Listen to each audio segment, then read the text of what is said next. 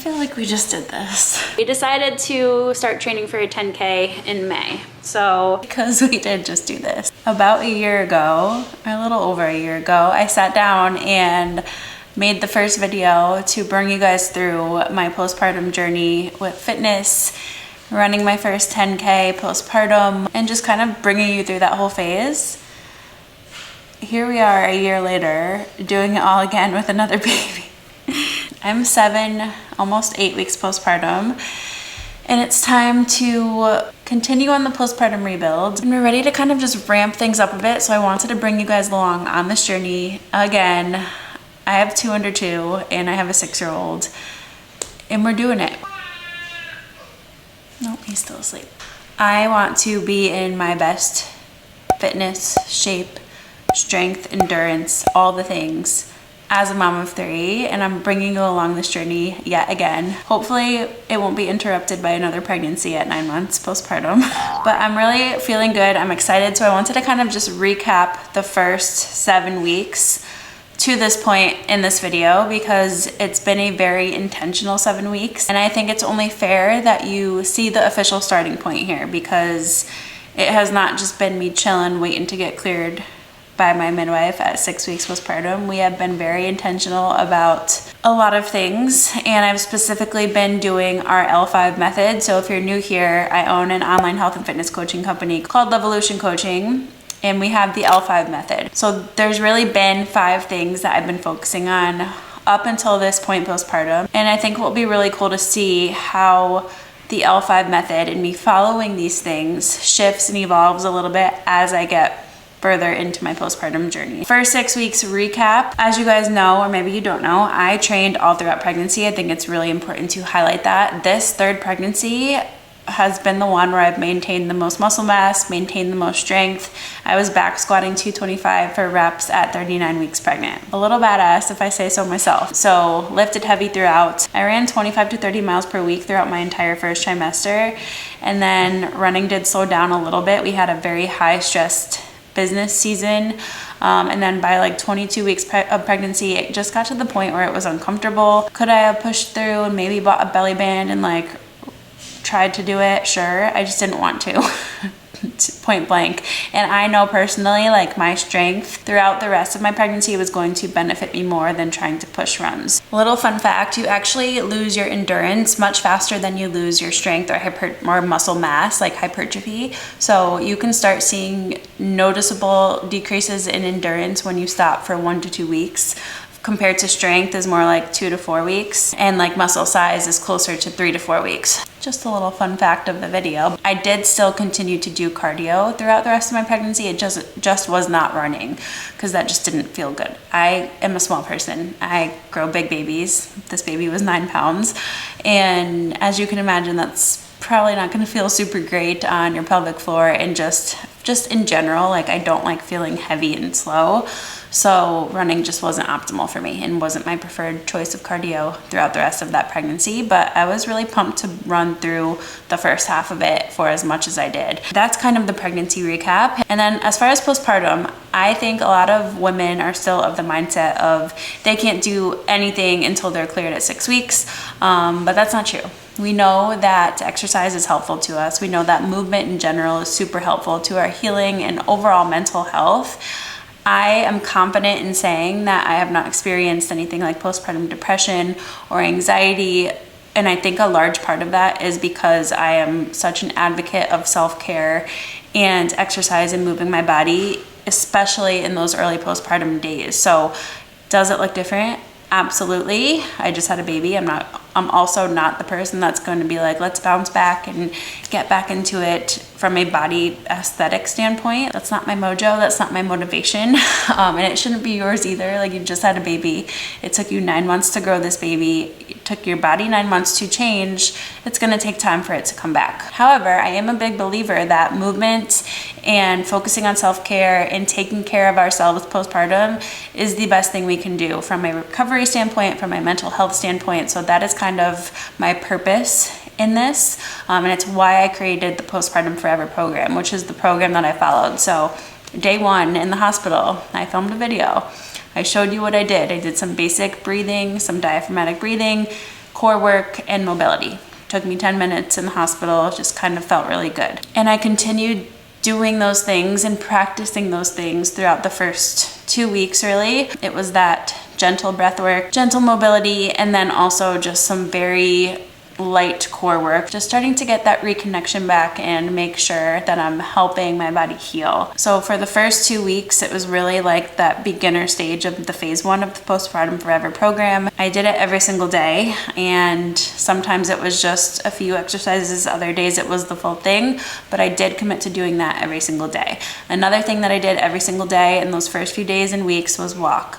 We are obviously super big on our family walks in the morning if you guys follow along on Instagram, and I knew personally for me that it was going to be helpful from a recovery standpoint. Again, getting outside of the house, getting sun in my eyeballs, and just to kind of help my first 2 kids with the transition. Like, I really wanted to kind of keep things as normal as possible for them so that this all just went smoothly for everybody. And I think it really did help, especially my 18-month-old. My 6-year-old has gone through that transition of getting a sibling very recently. So he was great and he's been a super big help, but I knew I wanted to kind of keep things as consistent as possible for Cora, and that helped so much. So first 2 weeks was a lot of walking, a lot of that just deep core work, breathing, and some mobility. If you breastfeed especially, you know how just like janky and tight everything feels in those first few weeks, just because you are kind of like hunched over more, whether it's holding the baby or breastfeeding, or you're just kind of in this position a lot. So just being a little more mobile really helped with that. After the first 2 weeks, I kind of started to expedite the Postpartum Forever program a little bit more because I was having no red flags or symptoms. And I'll go over that in a second. And I was just feeling really good. I had a really fast labor and easy labor birth experience. I did not tear at all. My labor start to finish was under 4 hours. It was like 3.5 hours from the first contraction to when he was in my arms. So it was very fast, no tearing. Was feeling pretty good recovery-wise from that. So overall, my labor and birth experience was positive and quick and quote-unquote easy.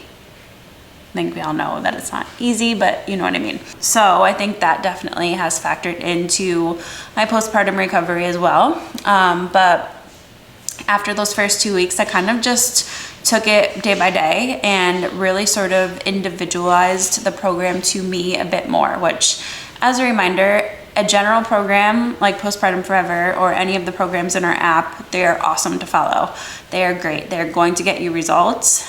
It's not going to trump individualizing this and making it truly fit your needs. So that's why we offer things like one-on-one coaching too and one-on-one training programming, because an individualized program is always going to expedite and just be more efficient for that individual because it's catered to that person. This being my job, I knew how to kind of cater it to me, whether that was like adding things in, going a little bit at a faster pace as far as getting to the second half of phase 1 a little bit sooner, and then on to phase 2 a little bit sooner than the 6 weeks, just because I felt really good. My body felt like it was ready.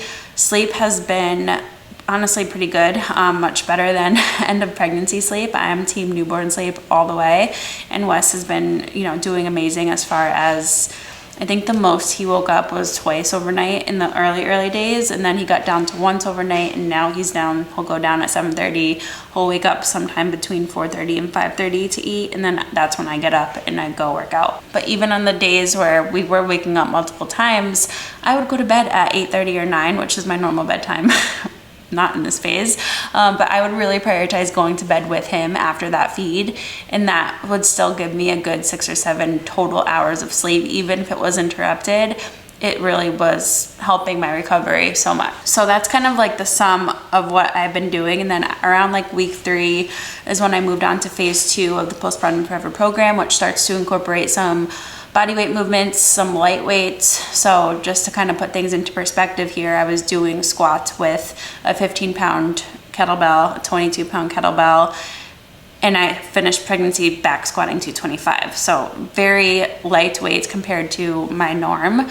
By no means was I hopping back into heavier weights, but I started there and we gradually increased that from weeks 3 to 6. So I would pick up a heavier kettlebell the next week if all was feeling well and recovered. And honestly, I've had no pelvic floor symptoms. My bleeding was stopped by week 3, which is another big thing. I knew I was ready to kind of progress a little bit faster. It did not restart or pick back up at all with any exercise, which is another thing you want to look out for. No incontinence happening. Digestion was pretty good as it could be in those early postpartum days because diet was good. Bringing this full circle, let's bring this back to the L5 method and what I focused on in each of these areas. So obviously that was the training side of things. Postpartum Forever program, expedited to fit my needs. And I did my first run around 5 weeks postpartum, and it was just 1 minute run, 1 minute walk, repeat, taking it very slow. So that's the training pillar of the L5 method. The other pillars are nutrition, mindset, movement, and habits. Nutrition wise, I got back to my normal eating as fast as I possibly could. So people would bring us things to eat as far as baked goods and all that fun stuff. But I really prioritized my high protein diet, high fiber diet. I was finally hungry again after not being hungry at the end of pregnancy. The struggle is so real just because you don't have any room left. So it felt nice to be able to eat a full real meal and like salads and things. So I've been really excited to eat those things. But most of my diet is nutrient dense, like 90%, and then maybe 10% of, the fun stuff, the Yasso bars, the ice cream, snacks if I want them here and there. But most of the time I'm eating whole, nutrient dense food sources, lots of protein, lots of fiber, and that really has helped my recovery, digestion, energy levels, especially on the days where I was not sleeping well, and just recovery from those workouts. So mindset pillar, I have really committed to self-care in this area with my daily gratitude journal. So it takes me 5 minutes per day. I posted about this a lot on Instagram, but I just write down a few things I'm grateful for, how I'm feeling, and just like focus areas for the day, affirmations, all of that has helped so much. And I also restarted cold showers again, which has been really nice and just a great way to wake up. I didn't do them throughout this pregnancy because I was under a lot of stress in other areas. So I was like, I'm not gonna add more stress via cold shower, but I do them specifically for the mental health benefits. And it's been really nice to add those back in. Just starting my day with a cold shower really just sets the tone for the day. I wake up, I immediately get in there and turn it cold, 1 or 2 minutes, starts the day with something really hard, and then I can handle whatever the heck else happens throughout the day. So that's the mindset pillar. And then we have movement. So I touched on the fact that we did do a lot of walks. We do try to stay very active outside of just gym time. So whether it's a family walk in the morning or after dinner, just being a mom of an 18-month-old, I'm rarely sitting more than 10 minutes at a time if she's not napping. So just keeping my movement up, I get anywhere from 8 to 10K steps per day, just like naturally from our morning and evening walks that are about 10 to 15 minutes each, and then chasing kids around all day. And then the last pillar of the L5 method is habits. So I really focus on just things that fill my cup. And as we go through the weeks of these videos, you guys will start to see like what my habits are each day. But I have habits in all of these areas, like going to bed early, not scrolling my phone first thing in the morning, not scrolling my phone while I'm feeding Wes overnight. So all of these little things that have really just contributed positively to my mental and physical health, especially in this postpartum period. So that's basically the recap. It's been a progression, but I'm definitely grateful I started well before 6 weeks, because if I was just starting last week, I think I would have just A, went crazy the first 6 weeks, but B, just my body would not have felt very good. I would not be running right now. I would not be lifting right now. It would just kind of be a later start, which if that's you, that is fine. But I am just trying to be such an advocate of listening to your body, meeting yourself where you are, but still prioritizing healthy habits and things that you know contribute to your overall health and wellness. So that's what we're going to continue focusing on. As far as goals coming up, I really just want to get strong and build my running back up. I don't have any races on the calendar. I'd like to get back to at least a 10K distance before I even think about signing up for something. In the way back of my mind, I'm thinking maybe fall half marathon, pending how this summer training goes. But we'll see. We will see. I definitely want to still prioritize strength as much as possible first and just kind of ease back into running, or continue to ease back into running. But that is the update. I have my grocery man here delivering all of my food. I'm just pretending to be a delivery man. I'm actually Now I can't use that clip. That's the postpartum update. I'm gonna bring you guys on this journey. Like I said, we're gonna be back to weekly videos, training recap videos. I know you really liked those last year at this time, just like my full week of training, what that looks like. And obviously family stuff, nutrition stuff, all the things will be sprinkled in. So if you made it this far, thanks for listening. I'm super excited to just kind of have another fresh start in a sense where we can rebuild and get strong and get fast and do all the things. Everything else you can find in the description. Let me know if you have questions and I will see you in next week's video. delivery man here to deliver.